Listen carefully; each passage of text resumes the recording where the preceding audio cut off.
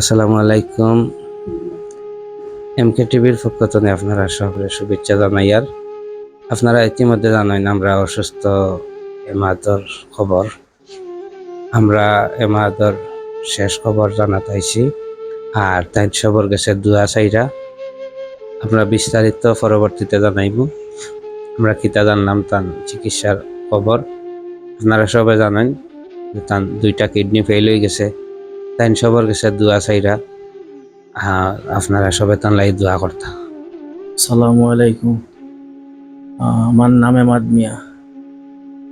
মানিককুনা বন্দরপাড়া আমার বাড়ি। আর আমরা গাঁওর সবে মানিককুনার আমি সবার কাছ থেকে দোয়া চাই আর যে আমার দয়াটা কিডনি নষ্ট হয়ে গেছে, আপনারা সবাই আমাদেরকে দোয়া করার জন্য।